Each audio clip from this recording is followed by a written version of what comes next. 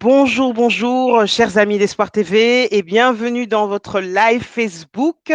Vous savez que depuis un petit temps, nous avons la possibilité de faire des émissions, d'avoir des personnes qui nous consacrent de leur temps pour un peu, en ce moment de confinement, eh bien, avoir des avis différents, des personnes qui travaillent, des personnes qui ont un témoignage parce qu'elles ont été guéries, des personnes qui ont toute une série d'initiatives et dans le but vraiment de pouvoir vous donner aussi un autre son de cloche. Vous savez que notre chaîne Espoir TV est une chaîne qui veut apporter un message d'espoir. Notre devise, car le meilleur reste à venir.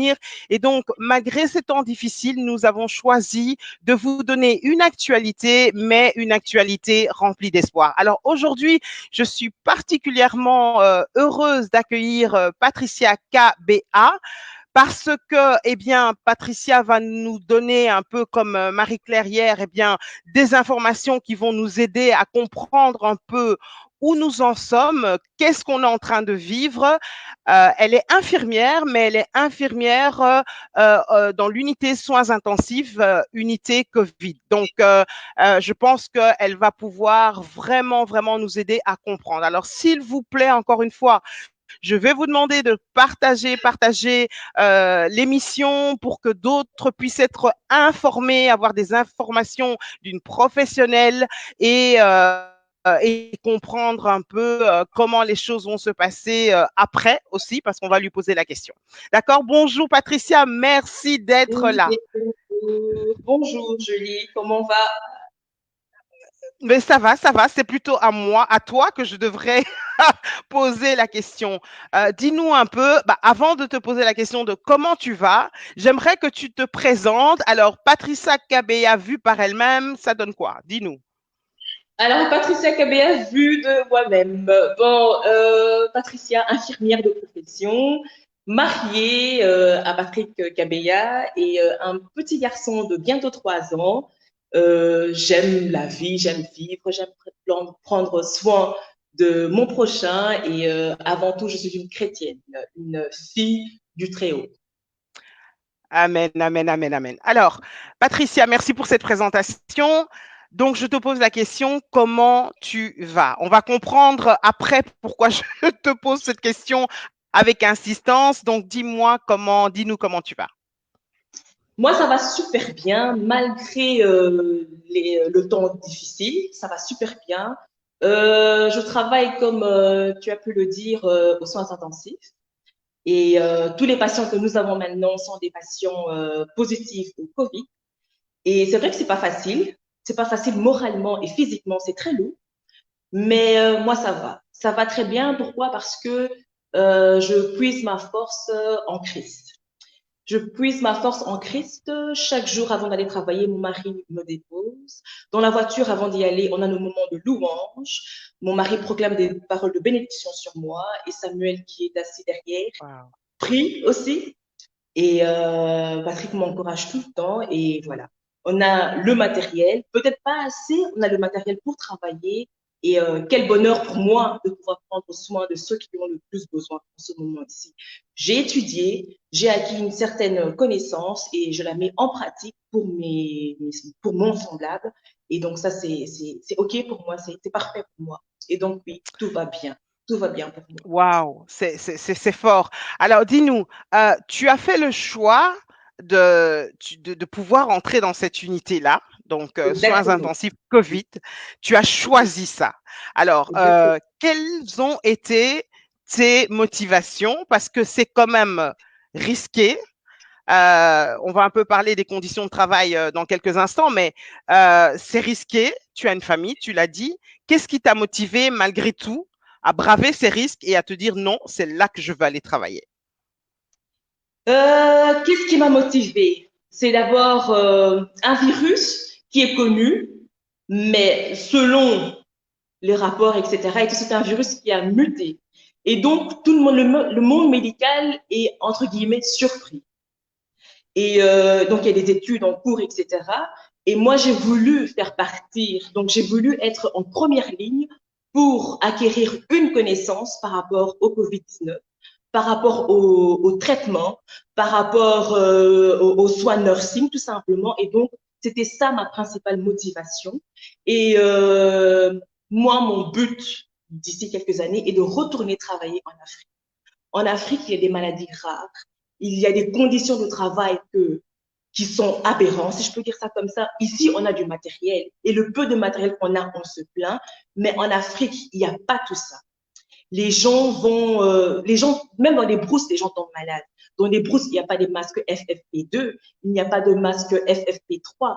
Donc c'était pour moi l'occasion d'y aller ici dans mon service, d'y aller et apprendre, savoir comment s'habiller. S'il n'y a pas de masque, qu'est-ce qu'on peut faire? Là maintenant, il y a eu l'élan de solidarité qui a été lancé pour pouvoir créer le masque nous-mêmes, etc. et tout. Et donc en Afrique, tout ça, les masques professionnels, il n'y a pas. Et donc ici, quand on voit comment l'élan de solidarité a été lancé et tous les masques qui ont été créés à base de tissus tout simplement, je me dis ça sont tout des choses que je peux moi prendre pour plus tard. Et donc c'était vraiment ça ma motivation première. Et ensuite, oui, j'aime prendre soin des gens. C'est vraiment quelque chose, pour ceux qui me connaissent, ceux qui vivent avec moi savent que si je peux aider, j'y vais. Si je peux aider, Ouais. j'y vais directement, sans hésitation, sans hésitation. Et donc là, au travail, tout le monde avait peur. Les gens, ils avaient vraiment peur. Ils se disaient, mais comment on va faire? Allez, et si on se retrouve contaminé, etc. et tout. Il y a pas mal de jeunes infirmières, 23 ans, 24 ans, ils se disent, on a la vie devant nous, etc. et tout. Et si maintenant on se retrouvait contaminé? Et si maintenant on se retrouve intubé? Et si maintenant on se retrouve que après 15 jours, on se réveille pas? Qu'est-ce que je vais faire? Et donc, je voyais cette hésitation, comment les chefs infirmières demandaient, oui, qui veut aller travailler, qui veut aller travailler, qui veut aller travailler. Et après avoir parlé avec Patrick, j'ai dit avec mon mari, j'ai dit, écoute, moi, franchement, personnellement, je veux. Je veux aller travailler à l'unité Covid, aux soins intensifs Covid. Pourquoi? Parce que je me sens vraiment appelée. Je me sens prête pour y aller. Il me dit, mais tu es sûre? Et tout, je dis, oui, oui, Patrick, j'ai envie d'aller prendre. C'est pas maintenant qu'il faut abandonner les patients. C'est vraiment pas maintenant. Ouais, Les ouais. patients là, Waouh. faut pas oublier, c'est le papa de quelqu'un, c'est la maman de quelqu'un, c'est la fille de quelqu'un. Autant moi, je peux tomber malade que j'aurai besoin d'une infirmière pour me soigner, autant ces patients-là maintenant ont besoin On des a besoin. infirmières pour les soigner. Et donc, c'était vraiment, et là, je me suis dit non. Quand Patrick m'a donné son feu vert, je me suis dit, OK, c'est bon pour moi, moi j'y vais. Et je me suis Waouh. proposée. Ma chef m'a dit, Patricia, tu es sûre? J'ai dit, oui, oui, je veux y aller. Et tant qu'on a le matériel qu'il faut, j'y vais. Et elle m'a dit, OK, c'est ton choix, donc vas-y. Et c'est comme ça que ça fait 14, donc allez, ça fait 2 séries. Moi, je travaille la nuit. Ça fait 2 séries, plus ou moins 2 semaines passées que j'ai intégré les soins intensifs de mon hôpital pour les Covid. Alors, en tout cas, waouh, c'est fort. Dis-moi un peu, tu as dit justement, tu voulais comprendre c'était quoi le Covid. Qu'est-ce que tu peux nous en dire aujourd'hui? On a affaire à quoi? On a affaire à une pandémie mondiale qui a bloqué, qui a fait en sorte que le monde s'arrête littéralement. L'économie est par terre, la vie sociale est par terre, on est tous confinés à tous les niveaux, on a dû arrêter à cause de ce virus, à cause de cette pandémie. Qu'est-ce que tu peux nous en dire à propos de ce fameux Covid-19? Ben, le Covid-19, donc le coronavirus disease, donc la maladie du corona, tout simplement en anglais, en français. Le corona est un virus qui existe depuis longtemps, depuis des années, le corona existe. Mais là maintenant, les scientifiques pensent que c'est un virus qui a muté et c'est la mutation qui n'arrive pas à Donc, canaliser en fait. qui a évolué, c'est ça? Qui a Qui a, évolué en pire, qui a c'est ça? évolué, Muté? voilà, qui Quand s'est vous dites empiré, muté? voilà, Oui, d'accord. qui s'est empiré. Et donc, c'est là maintenant qu'il cale, en fait. Parce qu'il y a quelques années, en 2017, j'ai été travailler dans une clinique sur Bruxelles. Et en général, pendant le mois du pèlerinage pour les musulmans, ils vont à la Mecque. Et quand ils reviennent à la Mecque, de la Mecque, ils reviennent ici en Belgique, ils se retrouvent souvent infectés du corona. Et OK. ils avaient des symptômes, température, difficultés respiratoires, etc. Et donc, ces gens, ils se retrouvaient hospitalisés et on devait aussi s'habiller, etc. Et donc, c'est un virus qui existe. Déjà, des gens sont tombés malades du corona.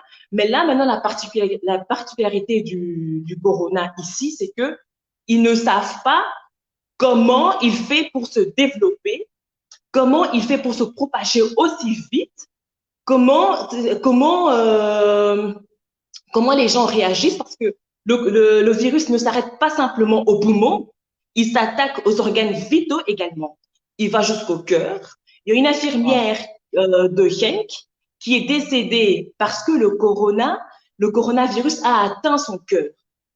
Et donc, c'est ça la difficulté. Il se propage tellement vite et il ne s'arrête pas aux poumons, il va vraiment vers tous les organes vitaux.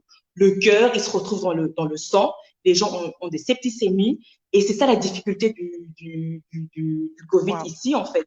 Les gens, les Donc, médecins, un les cas n'est scientifiques, pas un autre. un cas n'est pas Donc, un un autre cas n'est cas. pas un. Waouh. Ah non, Waouh. non, on peut. Je donne l'exemple d'une infirmière qui est décédée à Gand, à Genk. Cette infirmière n'avait pas d'antécédents. Elle était sportive. Elle ne fumait pas, elle ne buvait pas rien depuis 30 ans. Elle venait à peine de commencer sa carrière. Son unité de gériatrie était devenue gériatrie Covid. Elle a chopé le virus. Elle est décédée 2 jours après parce que le virus a atteint son cœur, tout simplement. Et donc, Waouh. ça s'est passé tellement vite que les médecins, ils étaient choqués à Yannick. Les médecins, ils étaient vraiment choqués. Personne n'a compris. Personne n'a compris. C'est comme pareil pour la petite fille qui est décédée. Ça, c'était à Gand, si je me trompe pas, toujours dans la même région. Là aussi, le virus avait atteint ses organes vitaux. Pas simplement les poumons, mais tous les organes vitaux. Donc, c'est complexe.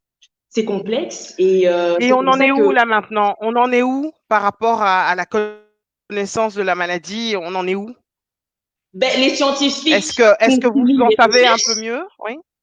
Les Mhm. scientifiques continuent les recherches. Une chose est sûre, c'est que là, j'ai l'impression qu'ils se sont beaucoup plus basés sur que le virus attaque beaucoup plus les poumons.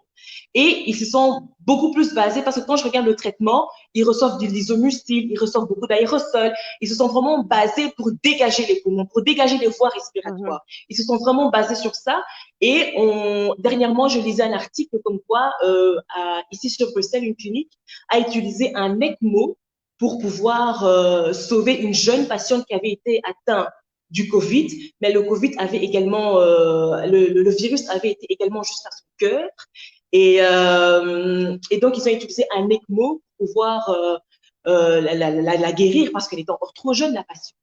Elle était encore trop jeune pour la laisser Mhm. partir. Ils étaient obligés de tout faire. Et donc, ils ont utilisé l'ECMO et avec ça, apparemment, ça allait beaucoup mieux. OK. Alors, les traitements pour l'instant que vous utilisez, c'est quoi? On a parlé de beaucoup de choses. Vous, personnellement, dans votre service, dans votre unité, vous soignez les patients comment? Avec quoi? Moi, je travaille en région flamande et là, on utilise la plaquenil, l'isomucil, des duovans, des aérosols de duovans. Et alors, si il y a une infection urinaire, on utilise de la ciprotine ou quoi que ce soit. Mais pour l'instant, les traitements de base, c'est vraiment de la plaquenil, l'isomucil et des aérosols de duovans. Et alors, la plaquenil donne des troubles du rythme cardiaque. Et ces patients-là, on doit leur faire des ECG tous les jours jusqu'à la fin du traitement. Qu'est-ce qui arrive à un moment pour qu'un patient arrive jusqu'à chez vous en unité des soins intensifs? Qu'est-ce qui fait qu'à un moment donné, on en arrive jusqu'à ce point-là? Que la maladie, qu'il y en ait certains qui peuvent rester chez eux confinés et à un moment donné, ça va mieux, mais d'autres, boum, ils se retrouvent en soins intensifs, aux soins Mais intensifs. tout dépend des antécédents des patients aussi. Par exemple, chez nous, on a des patients qui sont diabétiques, Mhm. qui sont obèses, et donc les antécédents qu'ils ont là n'arrangent pas la chose. Donc, des patients COPD, des patients qui ont des Mhm. patients asthmatiques. des patients qui ont de base déjà des problèmes respiratoires. Donc, quand eux attrapent le Covid, les symptômes vont se faire voir beaucoup plus vite que si, par exemple, moi, je devais attraper le Covid parce que je n'ai pas d'antécédent médical chirurgicaux. Donc, si je devais attraper le Covid, je ne pense pas que je serais symptomatique très vite. Mais un patient qui est asthmatique, un patient qui a le COPD, un patient qui est diabétique, un patient qui est obèse, c'est ce type de patient-là, on verra beaucoup plus des symptômes beaucoup plus vite. Le temps d'incubation est de 14 jours. À mon avis, chez ces gens-là, ça sera peut-être de 2-3 jours. Ça sera peut-être de 2-3 jours. Et alors, ils vont se rendre aux urgences, sûrement à cause de la température. Ils seront en pyrexie, ils seront 38 ou au-delà de température. Et la difficulté respiratoire. Chez une personne obèse, par exemple, ça sera, à mon avis, la difficulté respiratoire qui vont faire qu'ils vont vite se rendre aux urgences. Et maintenant, chez nous, par exemple, toute personne qui se rend aux urgences, qui sera hospitalisée d'office par après, on fait le test. On scanne et on fait le test par le nez. Et le scan te donne les résultats 10 minutes après, directement, on a les résultats. Et là, on sait voir à combien de pourcentage les poumons sont atteints. Et on va voir dans le scan, on va voir les poumons sont comme dans une espèce de nuage comme ça, tout blanc, on dirait des nuages comme ça. Et là, on sait que voilà, les poumons sont atteints à 15%, à 20%. Et la loi dit que à partir de 75% d'atteinte pulmonaire, il faudra intuber le patient. Mais maintenant. Wow. Donc là, ça veut dire lui donner une assistance respiratoire, c'est ça, hein? Respiratoire, tout à fait, tout à fait. Alors, pour les personnes pardon, excuse-moi, les personnes qui viennent de nous rejoindre, bonjour à toutes. En tout cas, merci à tous et à toutes d'être là. Je vous en supplie, partagez cette vidéo parce que là, on a des réponses concrètes. Donc, Patricia est infirmière, elle est dans l'unité soins intensifs Covid. Elle a des réponses. Vous pouvez également poser vos questions, comme Mishka qui nous demande, et pour les personnes allergiques. Est-ce que c'est un risque? Est-ce que ce sont des personnes qui sont plus exposées? Un risque, bah, là, c'est vrai que là, maintenant, la saison des allergies commence, pollen, etc. Est-ce qu'il y a beaucoup plus de risques? Bonne question. À mon avis, non. À mon avis, non, mais je ne suis pas médecin, je suis infirmière. À mon avis, non, mais le risque zéro n'existe pas. N'existe pas. Et on est encore en train, vous êtes encore en train de découvrir en fait des choses maintenant. Oui, exactement. On est encore en plein laboratoire. Le Covid vient d'arriver, c'est une nouvelle maladie, le Covid. Et donc, la saison des allergies vient de commencer également. C'est maintenant qu'on va voir les personnes allergiques au pollen, par exemple, si ils attrapent le Covid, comment leur système va réagir. À mon avis, le système respiratoire sera fort atteint. À mon avis, oui, parce que quand on regarde par moment les chocs que les personnes allergiques peuvent faire, si maintenant ils attrapent le Covid, à mon avis, ça sera catastrophique. À mon avis, ça sera une situation catastrophique. Oui. Ok. Alors, les conditions de travail, tu as parlé tout à l'heure tu as dit tout à l'heure, bon, nous, on a quand même le matériel. C'est vrai que la photo que j'ai mise notamment pour annoncer cette émission, ben, tu es couvert de partout. Alors, comment ça se passe une nuit de travail, vu que tu travailles la nuit, pour toi? Ça se passe comment? La préparation et tout et tout. Une nuit de travail. Donc maintenant, j'essaie d'arriver un peu plus tôt parce que mon habillage me prend plus ou moins 15 minutes. Wow.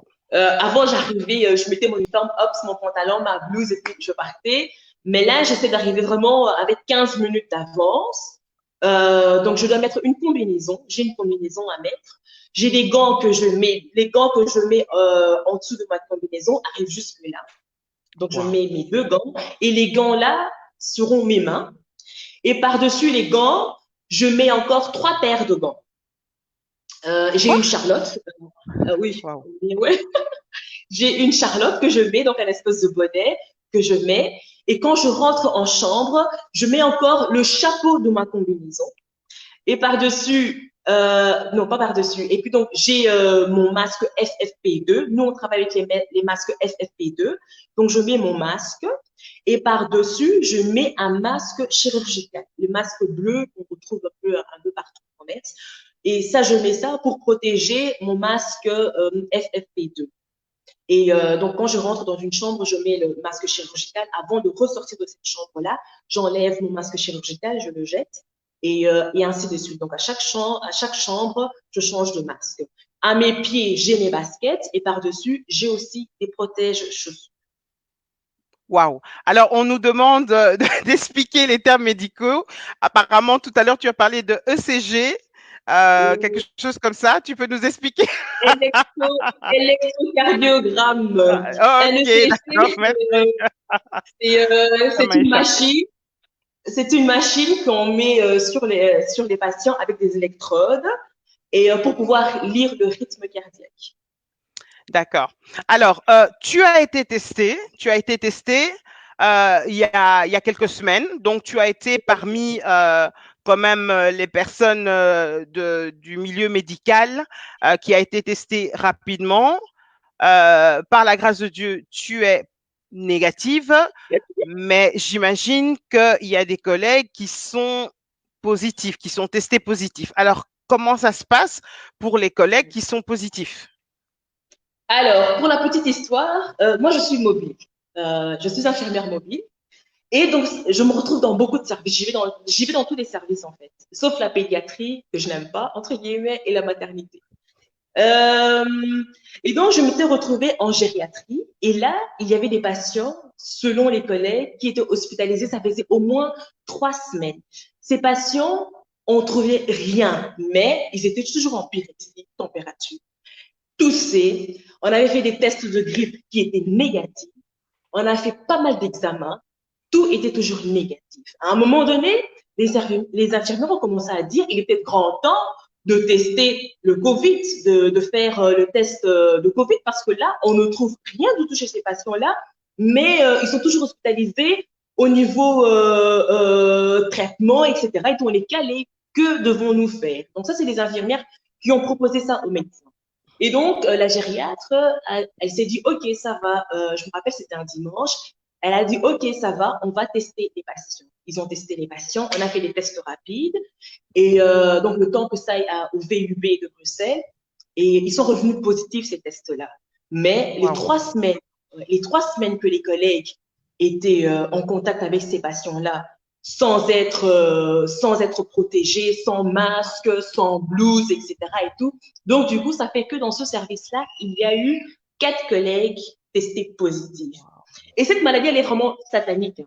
Parce que quand elles ont été testées positives, elles ont pris peur, les symptômes ont commencé. Wow. Et pourtant, Wow. 3 semaines avant, tout le monde, y compris moi, on a pris soin de ces patients-là. Et quand les tests sont revenus positifs, et puis du coup, on a commencé à tester tout le service, tous les infirmières qui étaient passées par ces patients-là. On a commencé à tester tout le monde. Et moi, c'était justement ma semaine de récup. Et on a commencé à recevoir, parce qu'on a un groupe WhatsApp avec plusieurs infirmières. Ah oui, je me suis fait tester aujourd'hui, j'attends les résultats. Ah oui, je me suis fait tester aujourd'hui, j'attends les résultats. Et une fois que les résultats sont tombés, qu'elles étaient positives, les symptômes, et elles ont pris peur, elles ont commencé à dire, oh, comment on va faire, etc. Et tout. Et une fois qu'on leur a annoncé qu'elles étaient positives, elles ont pris peur, elles ont commencé à avoir les symptômes. Et donc, moi, je m'étais dit, j'ai pris soin de ces patients-là, je dois bannir la peur, parce que la peur est pour moi la foi de Satan. Patrick, mon Mhm. mari, a commencé à me dire, Patricia, tu gardes la foi, tu n'es pas atteint, tu n'es pas malade, tu vas travailler parce que tu aimes ton job, mais tu dois rester forte. Et Mhm. alors, Patrick a commencé à me dire ça. Et j'ai été faire ma nuit. J'étais faire ma nuit et donc je dors, mon téléphone sonne, sonne, sonne, sonne. Mais j'étais tellement fatiguée, je me suis dit, je vais regarder mes messages après. Je me disais, c'est Facebook ou des collègues ou des copines, tout simplement. Je pensais pas du tout au boulot. Et ma chef m'a appelé 1 million de fois façon de parler. Elle finit par me laisser un message écrit en disant, Patricia, dépêche-toi de venir à l'hôpital parce que beaucoup de collègues sont positifs et tu as pris soin de ces patients-là aussi. Alors là, je me rappelle, Patrick était dans le jardin avec notre fils. J'ai ouvert la porte du jardin. J'ai parlé en je sais plus quelle langue. Je lui ai dit, il me dit, mais qu'est-ce que tu dis?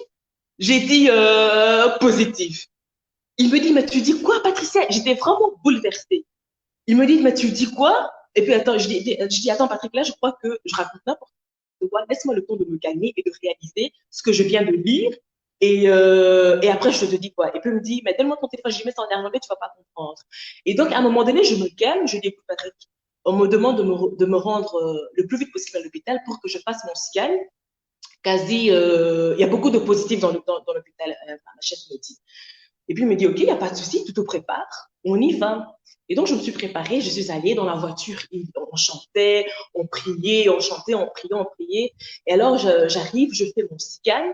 Et alors, je devais vraiment lutter contre la peur. Je me disais, je ne peux pas avoir peur. Cette maladie, je dis, Seigneur, moi, cette maladie n'est pas pour moi. Elle n'est pas pour moi cette maladie. Si j'aurais pu rentrer un certificat, parce que, entre guillemets, il y a eu beaucoup qui ont rentré des certificats, je dis, Seigneur, cette maladie n'est pas pour moi. Moi, quand je pars travailler, c'est pas pour, je pars travailler, je ne pars pas pour m'amuser, je ne pars pas pour, je pars prendre soin de mon service, de mon De mes prochain. semblables. De me semblables, tout à fait. Je pars prendre soin de mon prochain. Je ne pars pas m'amuser. Je laisse mon enfant à la maison. Je laisse mon mari à la maison. Donc, j'aimerais bien que tu sois ma couverture. Et alors, il y avait une prière que mon mari faisait souvent. Il me disait, Patricia, même si vous avez vos masques FF machin là, toi, ton masque, c'est Christ. Le sang de Jésus te couvre. Et donc, j'ai dit, non, c'est bon, moi, je suis négative. Et donc, je fais mon scan, etc. et tout. Et le radiologue, il me dit, ah, ok, me voilà, c'est négatif. Je dis, ik wist het. Oh, Et donc, wow. il me dit, le radiologue. Oui, tu es néerlandophone, hein, je précise. Elle vient de parler en flamand, là. Et donc, Ouais, tu es négatif.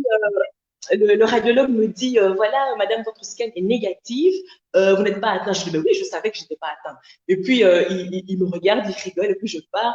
Et alors, ma chef m'avait déjà demandé, est-ce que tu voudras travailler, parce que c'était ma série de nuit, il me dit, elle m'avait demandé, est-ce que tu veux rester travailler cette nuit-là ou tu veux rentrer chez toi à la maison? Je dis, mais non, je suis pas malade, je reste travailler. Les patients ont besoin de moi, tu as besoin de moi parce que si je reste à la maison, qui va venir travailler? Je dis, non, non, je me sens en pleine forme, je suis prête mentalement et physiquement, je vais travailler. Je suis restée travailler cette nuit-là et Patrick m'a appelé, je crois, 10 minutes après-midi. Et alors, c'est négatif, je dis, c'est négatif. Et j'ai entamé ma nuit. Et j'ai entamé ma nuit. Tu es négatif, mais donc des collègues sont positifs. Et Oui. alors, comment ça se passe pour elle? Ça va? Donc, celles qui étaient négatives, celles qui étaient positives, pardon, avec des symptômes, elles sont toutes restées à la maison. Elles sont toutes restées à la maison et il y en a une qui est enceinte de 3 mois. Elle était positive également, le stress, mais elle est restée à la maison aussi. Mais il y en a qui sont positifs, asymptomatiques, elles doivent venir travailler. Elles doivent travailler? Elles doivent venir travailler. Ça, Attends, c'est… attends, parce que là, il faut que tu nous répètes ça. Donc, tu es positive, infirmière, positive au Covid. Non, pas toi, donc une infirmière positive au Covid. Elle n'a pas de symptômes, mais elle est quand même malade. Elle vient travailler. Exactement. Donc, les porteurs, on peut appeler ça, je ne sais pas. Pourquoi il faut demander à Maggie de Bloch? C'est elle qui a décidé ça. Maggie de Bloch, Sophie Wilmès, c'est elle qui a décidé ça. Les infirmières atteintes du Covid, donc atteintes, asymptomatiques, elles sont obligées de venir travailler. Elles peuvent rester à la maison uniquement quand elles ont la température à 37,5. Je précise le 37,5, pourquoi? Parce que j'ai des collègues qui sont positives, elles sont à 37,4 de température, elles sont venir travailler. Elles doivent venir travailler. J'ai la chair de poule, Mais on travaille comment dans des conditions pareilles? Comment être efficace? En fait, la situation, elle est vraiment tendue. Et du coup, donc, ça donne de la méfiance. Parce que les patients qui sont atteints du Covid, on ne peut plus le réinfecter. Ça, c'est sûr. Mais moi, par exemple, je ne suis pas atteinte. Je ne suis pas atteinte, mais si ma collègue, elle est atteinte, je mange avec elle à un moment donné quand on fait notre pause. Et du coup, tu essaies de garder la distance, tu gardes ton masque, etc. Moi, par exemple, la nuit, je ne mange plus. Je ne mange plus, je pars plus à la toilette, rien du tout. Je garde ma combinaison toute la nuit, sans exception. Je garde ma combinaison et je garde mon FFP2. Je n'enlève rien du tout. Mes gants, à un moment donné, les collègues, elles enlèvent leurs gants parce que Wow. tu transpires, tu as des réactions allergiques, etc. Si je devais vous montrer mes mains maintenant, elles sont horribles. Mais je garde. Je ne peux pas me permettre d'enlever ça. Je ne peux pas. Parce que si tu enlèves ça, ben, et puis, on va pas se mentir, l'hygiène des mains n'est pas toujours respectée. Donc, moi, je garde tout parce que voilà, il y a des collègues et on sait qu'elles sont positives, mais elles sont obligées de venir travailler. Ben voilà, elles le font pas exprès. Elles auraient peut-être préféré rester à la maison, mais elles n'ont pas le choix. Hein. Et donc, L'État, bien Sylvie, qui est infirmière également, confirme qu'elle a vécu la même situation. Mais c'est affreux. Je veux dire, là, maintenant, je te poserai la question. Bah, donc, finalement, les autorités gèrent ça très mal. Je suis désolée, la gestion de la chose est la catastrophique. gestion, la gestion est catastrophique. La gestion est vraiment catastrophique. Tu peux pas t'imaginer. Euh, comment dire Quelque part, ça excuse-moi. Donc, les infirmières qui sont malades ont été contaminées par les patients, j'imagine. par les patients, non simplement par les patients, hein, on va faire nos courses aussi. Quand on Mais va oui, faire mais nos courses, ah oui, d'accord, ok, d'accord. on sort, hein, donc nous on est encore en contact avec la vie Le de monde l'extérieur, extérieur, oui, oui, oui, pas oui. spécialement que par les patients. Hein, on sort, on va faire nos courses. Si ton mari il est policier, par exemple, ben dans le bureau des policiers aussi, d'autres personnes, etc. Donc on est en contact avec le monde Oui. extérieur encore. Donc la gestion est catastrophique. La Nous sommes dans gestion une est situation catastrophique. Nous sommes dans une situation parce on vous a donné, vous avez bien décrété le plan catastrophe. Donc nous sommes dans une situation catastrophique dont la gestion est catastrophique. exactement, exactement. Et moi, ce qui me rend encore plus nerveuse et qui me révolte, c'est que Maggie de Bloch, elle-même est médecin de base. Donc, elle sait, même si elle était médecin traitant, qu'elle n'a pas été dans le monde hospitalier, mais elle sait comment ça se passe. Elle sait, elle a étudié. Donc, c'est pas comme si c'était une avocate qui avait été mise ministre de la Santé. Non, Mhm. elle est médecin de formation, Maggie de Bloch. Et allez, quand je lis encore dernièrement, elle dit si les infirmières ont le temps de se plaindre, c'est qu'elles ont le temps de travailler aussi. Oh C'est my complètement, goodness. ouais, non, Wow. c'est Maggie, Dis-moi un peu, Patricia, dis-moi un peu, qu'est-ce que les autorités, qu'est-ce qui aurait dû être fait pour que dans tout ça, les dégâts soient limités? Qu'est-ce qui aurait pu être fait pour limiter les dégâts à par mon rapport au Covid? avis, à mon avis, c'était de tester tout le personnel soignant, Dès le surtout en départ, maison de dès le repos, départ. dès le départ, surtout en maison de repos. Tout le personnel soignant devait être testé. Quand ils ont commencé le lockdown là, que plus de visites en maison de repos, etc., ils auraient dû tester tout le personnel. Parce que je suis quasi sûre à 100% qu'il y avait des résidents qui n'étaient pas spécialement atteints, mais que peut-être que son aide-soignante ou son infirmier de tous les jours était atteint et elle étant déjà beaucoup plus fragile, etc., avec 1 million d'antécédents, ben, quand elle chope le Covid, c'est fatal pour la personne. Donc, si dès les débuts, on avait libéré les tests pour le personnel soignant, à mon avis, il allait avoir moins de casse en maison de repos. Parce que, après Mhm. tout, les maisons de repos, c'est eux qui en parlent pour l'instant.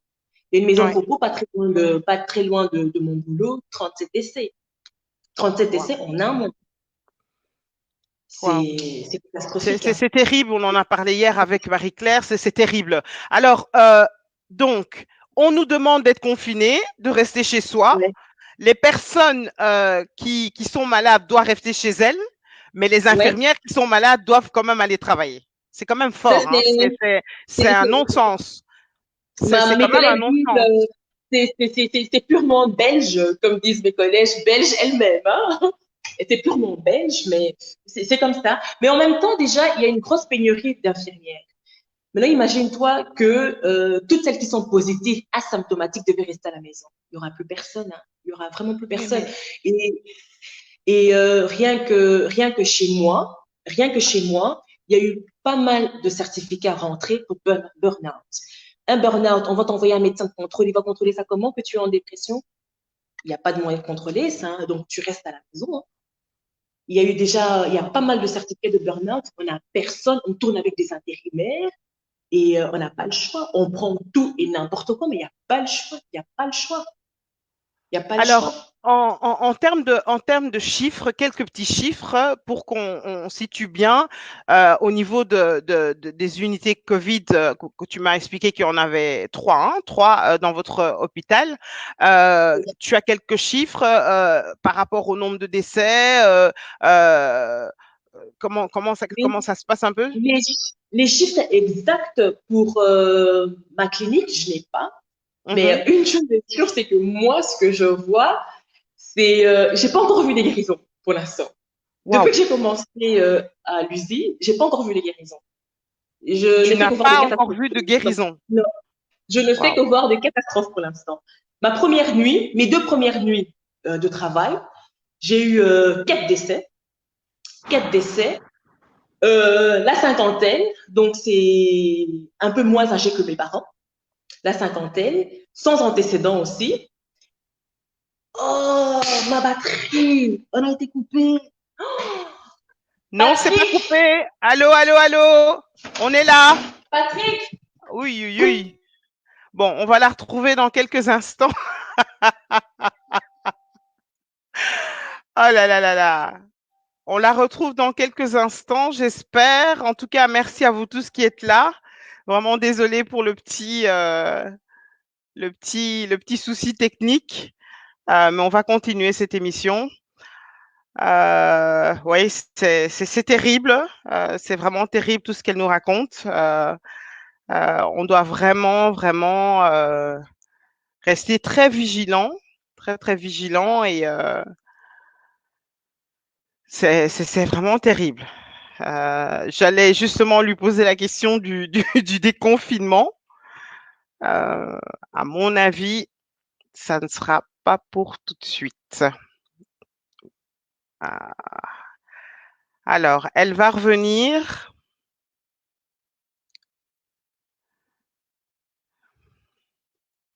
On l'attend.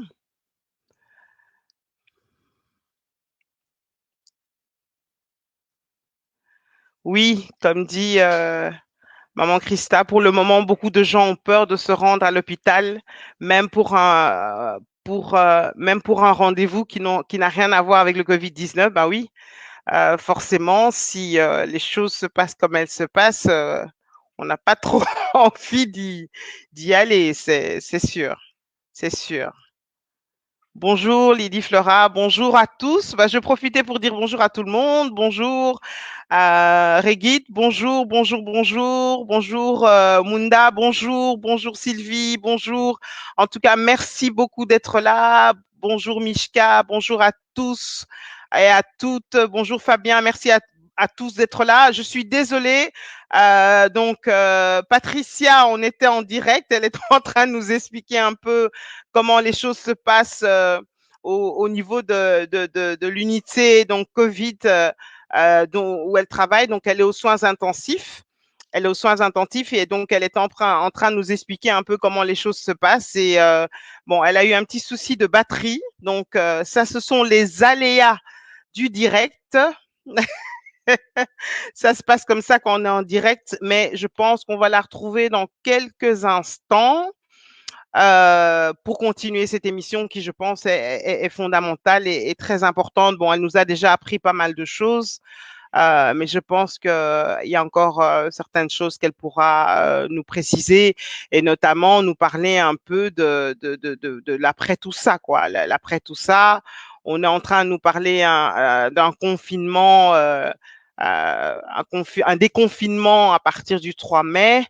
Bon, étant donné ce qu'elle est en train de nous dire, j'ai pas l'impression, un peu comme nous disait Marie-Claire hier, que le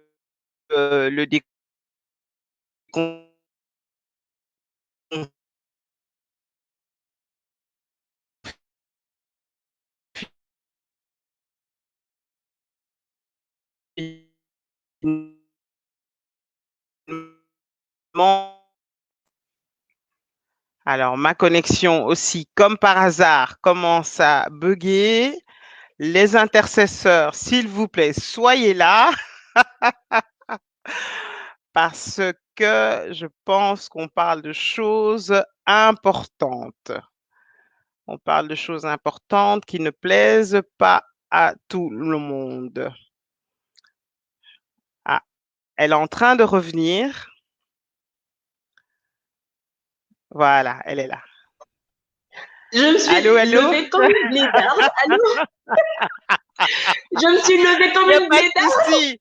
J'ai meublé et tout le monde est là. Est-ce que tout le monde peut, Oh mon s'il Dieu. vous plaît, envoyer des cœurs à Patricia parce qu'on est content de la revoir. Oh, Est-ce qu'on peut envoyer des cœurs? Est-ce qu'on peut envoyer des cœurs? Dieu est oh bon. mon Dieu. Patricia est de retour. Chacun son domaine, hein? Oui, vraiment, Dieu. vraiment. En tout cas, veuillez nous excuser pour les personnes Oh, vraiment qui sont là, désolée. s'il vous plaît. Excusez-nous pour ce petit souci. Le direct, c'est comme ça. On sait pas meubler, enfin, on sait pas faire en sorte que ça se passe autrement. Mais bon, voilà. Donc, elle est de retour, c'est le plus important. Et comme je disais, ce genre de vérité ne plaise pas à tout le monde, mais on va les dire quand même et on va continuer à les dire. J'ai demandé aux intercesseurs de bosser. Je pense qu'ils ont bien bossé puisque tu es de retour. Oui. Donc, je te demandais un peu. Donc, tu nous parlais de quelques chiffres. Tu disais que bon, tu n'avais pas tous les chiffres concernant ton hôpital, mais tu disais que tu n'avais pas forcément vu beaucoup de guérisons. Au contraire, tu avais vu beaucoup De décès. de décès. Ouais, tout à fait. Waouh. Donc moi, ça fait 2 séries de nuits, donc 14 nuits que je suis aux soins intensifs. Et pour l'instant, je n'ai pas encore vu de guérison. J'ai des patients qui sont intubés, ça fait exactement 15, 16 jours. Il y en a d'autres que j'ai laissés intubés, que quand je suis revenue, ils n'étaient plus là. Ils sont décédés. Et moi, mes 2 premières nuits, donc en 22 heures de travail, j'ai eu 4 décès. Mhm. J'ai Alors, eu, Sylvie nous dit, oui. Mhm. Sylvie nous dit quand j'ai même eu, que, donc, par exemple, par contre, à Bruxelles, aux soins intensifs, il y a tout de même 20% de guérison et j'en connais heureusement. Oui, donc, à oui, gloire Bruxelles, à les Dieu, oui, chiffres. oui, oui. Mhm, Oui, tout à fait. Mais moi, pour mon cas, j'ai pas encore eu de guérison et c'est affreux. C'est vraiment affreux parce que là, maintenant, même la toilette mortuaire ne se fait pas comme elle se faisait avant. Il n'y a pas de toilette mortuaire, tout simplement. Ce qu'on fait, c'est que on débranche, on enlève tout ce qui est pompe, etc. et tout, et on prend un essuie, on met sur le visage du patient parce que en le tournant, il peut encore avoir des particules qui ressortent. Donc, on met un essuie, on prend une solution à base de chlore, du javel, on spitch le patient, le corps du patient, et on l'emballe dans le sac. On écrit Covid au-dessus, on écrit Covid en bas, et la monitrice de nuit vient le chercher de suite. C'est vraiment, c'est horrible. Mourir Comment on avec tient? le Oui, oui. Mourir, mourir, tu disais? mourir en ce moment, en ce temps ici, je pense que c'est horrible, c'est inhumain. C'est vraiment, il n'y a même pas, parce que d'habitude, quand on a des décès et tout, on fait la toilette mortuaire, on habille le patient avec les vêtements que la famille a choisis. S'ils étaient chrétiens, on croise les bras, on met une petite rose, on essaye d'embellir le corps du patient, mais Mhm. là, ça doit vraiment être fait vite, vite, vite. Donc, on spitch le javel et on ferme le sac et puis la maîtrise part avec et c'est fini, quoi. Pas de visite de famille, rien du tout, rien du tout. Oh là là. C'est horrible. Mourir Alors, maintenant, c'est horrible. c'est horrible. Est-ce qu'il t'arrive de craquer? Ton état d'esprit, est-ce qu'il t'arrive de craquer, de dire là, maintenant, j'en peux plus face à tout ce que tu viens nous raconter? Et qu'est-ce qui t'aide à tenir, finalement? Dernièrement, il y a 2, 3 jours, je pense, j'ai vu sur Facebook un jeune garçon de France, de Paris, un jeune serviteur, 27 ans, marié, avec avec une petite fille qui était décédée du Covid. Ça, je pense que là, c'était vraiment, c'était trop, c'était trop. Ce garçon, je le connaissais pas personnellement, mais je voyais ses publications et tout. Il était humble, du peu de ce que je pouvais voir, le garçon, il était humble, il était aimé de tous et il servait vraiment Dieu de tout son cœur. Je pense que on peut encore ressentir les gens qui servent Dieu de tout leur cœur. Et ce garçon-là, il y avait des lignes de prière, des gens priaient non-stop pour une guérison. Dieu est souverain, il en a décidé autrement. Il est parti. Et alors, je dormais et mon téléphone n'arrêtait pas de sonner. Je me suis réveillée, j'ai regardé. Et quand j'ai vu ça, je me suis dit, oh mon Dieu, c'est pas possible. Et là, je pense que c'était vraiment, c'était la mort de trop pour moi. Je me suis dit, c'est pas possible. Mhm. Allez, on va où là? Je dis, allez, non, c'est pas possible, Seigneur. Tu veux reprendre tout le monde ou c'est quoi? C'est déjà la fin du monde que j'ai zappé quelque chose ou c'est quoi là? Et je me disais non, Patricia, et j'arrivais plus à dormir. Il était 14 heures, j'avais encore ma nuit à faire. Je dis non, Patricia, tu dois dormir, tu dois te reposer. Et j'avais publié ça sur Facebook. Et il y a des mamans qui m'ont dit, Patricia, non, dors, dors, Patricia, le soir, tu es en forme pour tes patients. Éteins ton téléphone, rendors-toi. Et j'ai prié. Moi, la prière me rend imbattable, la prière me rend forte, la prière me rend... allez, la prière me fait du bien. Et donc, j'ai prié et je me suis endormie. Le soir, je suis partie, j'ai travaillé, j'ai fait du mieux que je pouvais. Et voilà.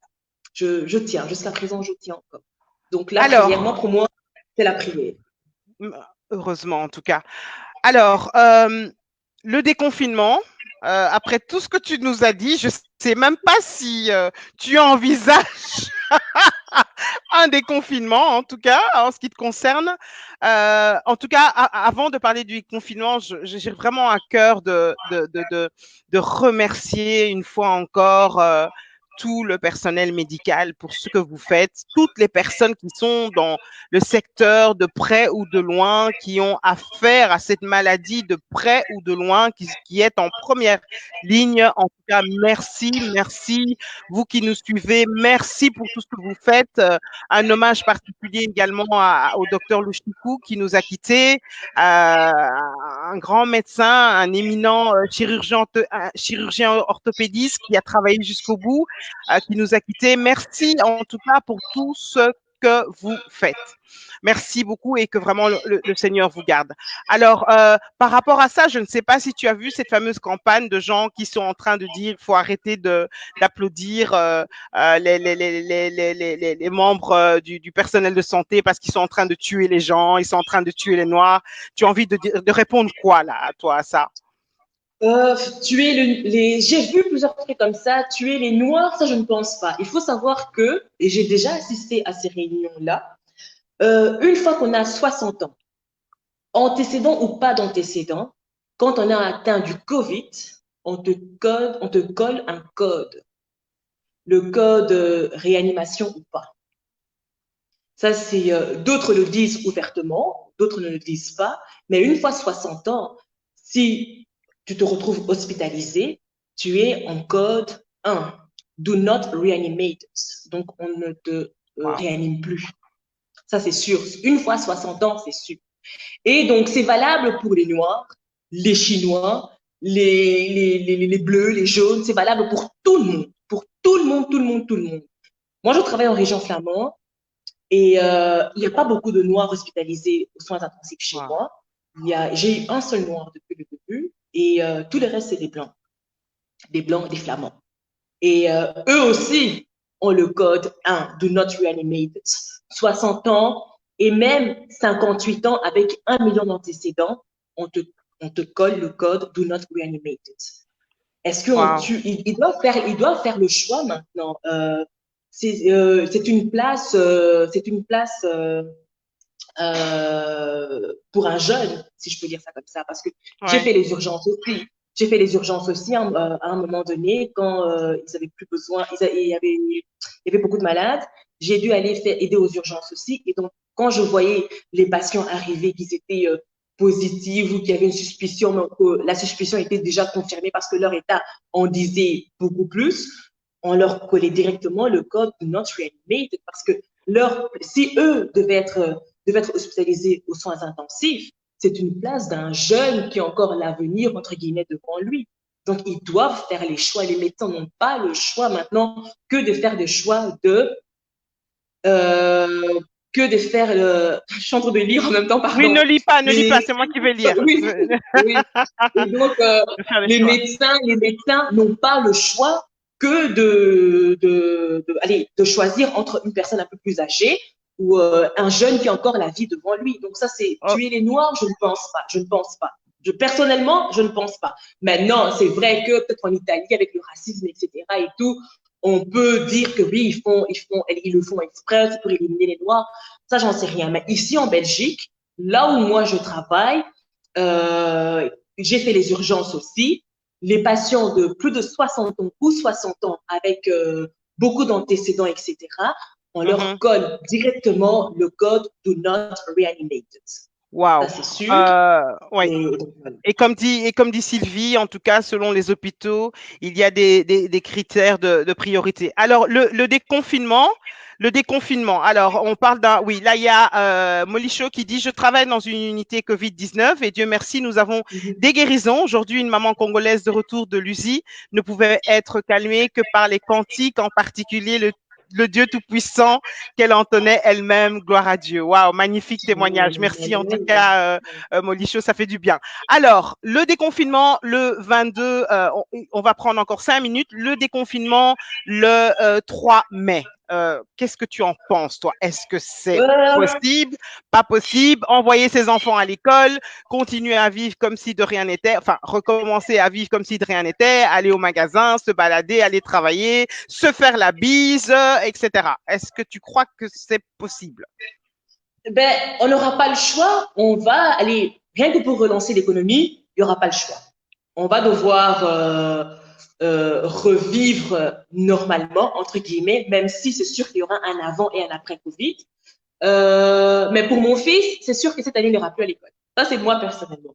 Si tu le 3 l'envoies mai, pas à on ne l'école. plus... Oh, non, Tu l'envoies pas à l'école. Ça, c'est sûr. Ça fait trop précieux pour moi. Cette année, il ne va pas à l'école. Ça, c'est sûr et certain. Maintenant, c'est pour nous, pour aller faire les courses, par exemple, il n'y a que moi qui descends de la voiture. Il n'y a que moi qui descends de la voiture. Et j'ai mes gants, j'ai mon masque et je porte double gant. J'ai une main propre et une main sale. Bon, ça, c'est moi l'infirmière. J'ai une main propre et une main sale. Ma main sale, c'est avec laquelle je pousse mon caddie et je prends les aliments. Ma main propre, je ne touche rien du tout avec ça. Ça, c'est moi. Ma main propre. Et Mishka te dit, je serais ravie de t'envoyer un de nos masques gratuitement. Voilà. C'est gentil, je retiens. Donc, tu parles de ta main. Donc, toi, tu parles donc, le port du masque, tu le conseilles à tout le monde. On est d'accord. Personnellement, je le conseille à tout le monde. Et moi, c'est ce que je fais déjà quand je pars faire mes courses. Et donc, j'ai ma main sale et ma main propre. Ma main sale, c'est avec laquelle je pousse mon caddie et je prends mes courses. Je touche. Wow. Ça, c'est la main avec laquelle je touche les aliments au collerette, etc. Et ça, c'est ma main propre. Ma main propre, c'est pour décrocher mon téléphone que en cas d'urgence. Et ma main propre, c'est avec laquelle je prends ma carte de banque que j'insère pour payer. Et avec ma main sale, je mets mon code. Bon, ça, c'est moi, l'infirmière. Je travaille comme ça. Pourquoi. Ça veut dire quoi? Ça veut dire que il y aura encore des risques. Oui, oui. Il y a encore des risques. Ce que je vois maintenant, déjà maintenant, on est toujours en confinement. Les gens, ils font quoi? Ils portent des gants, ils portent un masque, ils vont faire leurs courses, ils vont prendre, je sais pas moi, le sac de semoule, ils prennent le sac de semoule, après ils vont se frotter l'œil. Oh ils vont prendre, je sais pas moi, le bic, ils prennent le bic, après ils enlèvent le masque pour se gratter le nez. Ça sert à rien de porter un masque, ça sert à rien de porter des gants alors. Si on veut porter le masque, si on veut porter les gants, alors il faut respecter les règles d'hygiène. Nous, quand je parle de main propre et de main sale, c'est quand on fait des sondages urinaires, on a une main propre et on a une main sale. Et c'est comme ça que moi, je travaille. Bon, ça, c'est pas, oh, je suis en train de les lire, pardon. Ça, Non, il n'y c'est a pas pas tout de le souci. monde qui sait. C'est pas tout le monde qui sait qu'on a une main sale, une main propre. C'est, moi, je suis dans le milieu et donc je sais ça.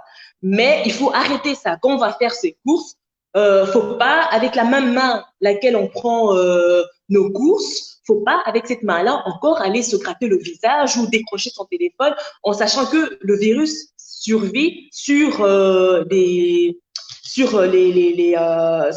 comment dire ça? Les sur, surfaces, les surfaces, sur les surfaces, voilà. Le les virus, surfaces planes. voilà, exactement. Le Et tu virus parlais tout survit à l'heure, donc, avant l'émission, tu parlais également de l'ERCO. Via de l'ERCO, l'air, il oui, ça circule c'est. aussi. Dans Oh l'air, là il là. circule aussi la petite anecdote de la semaine. Donc, dans nos combinaisons, il fait super chaud, il fait vraiment Ah bah chaud. oui. À un moment donné, je n'en pouvais plus. Je transpirais, c'était vraiment intenable. Et puis, j'ai aux filles, et donc je m'avançais dans le bureau pour allumer l'air. Mes collègues ont toutes sauté sur moi, façon de parler. Elles me disaient, mais Patricia, tu craques, c'est quoi ton problème? Je dis, mais c'est quoi votre problème? Elle me demande, mais tu fais quoi? Je dis, ben, je vais allumer l'air, quoi, il fait chaud. Elle me dit, mais t'as craqué, c'est quoi ton problème, Patricia? Éteins-moi, ne touche même pas l'airco, tu l'éteins. Tu as oublié que le virus, il circule dans l'airco. Tu as oublié qu'il résiste au froid, etc. Et que je dis, ah oui, c'est vrai. Complètement zappé. Donc oui, Waouh. l'airco fait circuler le virus. Ça, c'est vrai. Oh là là. Alors, Olivier, bonjour Olivier, nous demande pour les masques en tissu, quel filtre peut-on utiliser? Il y a le CHU de Grenoble. Normalement, on peut retrouver ça sur Facebook. Je vais essayer d'envoyer le lien tout à l'heure, comme ça, si tu peux repartager, s'il te plaît. Il y a le CHU de Grenoble, lui, avec le tissu de tous les jours, a mis en place comment fabriquer un bon masque efficace. C'est compliqué, je ne suis pas couturière, je ne sais pas du tout comment explique les plis et tout, je ne sais pas du tout, mais je peux envoyer le lien si tu veux bien repartager. Et c'est le seul tuto qui est valable en fait. Waouh. Pasteur Sylvie Coty nous dit les filtres à café comme filtre. Il y a eu ça Là, aussi. on parle bien Il des y a eu masques de confort, hein, on parle bien des masques de confort, donc en tissu, là, puisque les autres, il n'y en a pas. Donc, est-ce moi que. ce que j'ai pu entendre de masque, le filtre de café, d'autres disent que c'est pas bon. D'autres disent que c'est pas bon, pourquoi, etc. Je ne sais pas. Moi, pour moi, la seule qui est valable, le seul masque qu'on fabrique nous-mêmes qui est valable, c'est celui du CHU de Grenoble. C'est le seul D'accord, que moi je ok, conseille. Parce que celui-là, d'accord, il a été testé, l'efficacité a été testée en laboratoire. Donc pour moi, c'est le seul qui est efficace. Le seul, le seul. d'accord. Ok, merci beaucoup. Alors, on clôture. Donc, déconfinement à partir du 3 mai, pas vraiment. C'est un peu tôt, selon toi? Non, moi je dirais il faut continuer à prendre ses précautions parce que faut pas oublier que une personne asymptomatique peut rester toujours En positive incubation, 14 jours. pendant des Ah, mois, pendant des mois. Hein. Il faut faire attention. Hein. Ouais. Pendant des des mois, mois? oui, ça Oh là c'est là, oh là là. un médecin qui nous disait ça encore. Hein. Un médecin qui nous disait ça encore. Une personne positive, asymptomatique, peut rester avec pendant des mois si son corps ne développe pas bien les anticorps et tout. Hein. Donc ça, c'est un médecin qui nous expliquait ça encore. Et donc lui, il disait après le confinement, ouais, il disait après le confinement, et là je suis tout à fait d'accord, il faudrait obliger le port du masque. Et la province de Liège a décidé ça. Donc la province de Liège, par exemple, le confinement est jusqu'au 30 juin. Tout rassemblement de plus de 20 personnes est interdit. Que ce soit les églises, barbecue en famille, etc. Tout ça est interdit. Et à partir du 1er juillet, la province de Liège, si je ne me trompe pas, va offrir 2 masques à chaque habitant parce que le port de masque sera obligatoire. J'espère que tout le reste de la Belgique va suivre également. Et Alors, le port de masque sera obligatoire. mon mari Pascal Prosper dit, j'ai une question, s'il te plaît, ben, pose-la, s'il te plaît, pose-la. Qu'est-ce qu'elle pense des médicaments trouvés, ah oui, au Madagascar, les fameux médicaments trouvés à Madagascar. Je pense que cette émission, je t'avais dit, hein, ça va être difficile parce que tu réponds à toutes nos questions, donc on en a besoin là. Ben, Qu'est-ce que tu en penses? j'ai vu l'article, mais je l'ai pas encore lu, donc je ne saurais pas te répondre. J'ai vu l'article, mais D'accord. j'ai pas encore lu, Tu n'as pas donc je vais encore eu pas savoir l'occasion. répondre. Mais D'accord. la seule chose que j'ai vue, c'est que tous les patients étaient guéris. C'est prometteur, c'est pas prometteur, je sais pas. Mais ce que j'ai vu aussi, c'est que l'industrie pharmaceutique était en train de le banaliser un petit peu. Ça, c'est toujours. Donc, je sais pas. Il faut voir. Oui, donc Jacqueline nous dit oui, vraiment, obligez le port du masque, s'il vous plaît. Sylvie nous dit au niveau scolaire, c'est impossible le déconfinement et la mise en place des masques. Ben oui, à mon avis, ça va être compliqué pour les enfants. Et elle rajoute, oui, je suppose qu'elle répond pour les médicaments de Madagascar, ce À sont base de des plantes, médicaments à base de plantes. En tout cas, merci pour l'information. C'est bien hein, d'avoir des personnes du des domaine qui suivent infirmiers. l'émission. Alors, là, on va vraiment devoir terminer parce qu'on va te libérer, te laisser te reposer, profiter de tes 2 petits jours de congé uniquement. Et puis, tu recommences sur le front. Et puis, on va libérer aussi les gens. Patricia, l'après-confinement, en quelques mots, tu le vois comment en conclusion, s'il te plaît? Il y aura soit les gens qui seront conscients, qui vont toujours garder la distance sociale qui est recommandée, qui vont porter leur masque, qui vont faire attention de ne pas sortir inutilement, etc. Ou alors il y aura la population folle qui va sortir, qui va recommencer les boîtes de nuit, qui va recommencer comment dire ça, les balades pour tout et rien, etc. Et ne plus faire attention aux gestes barrières, etc. Il y aura ces 2 catégories, ça c'est sûr et certain. Mais moi, personnellement, je conseillerais toujours le port de masque, porter des gants et toujours pas sortir si pas besoin. Au Mais on va magasin, continuer comme ça jusque quand? Jusque mais quand?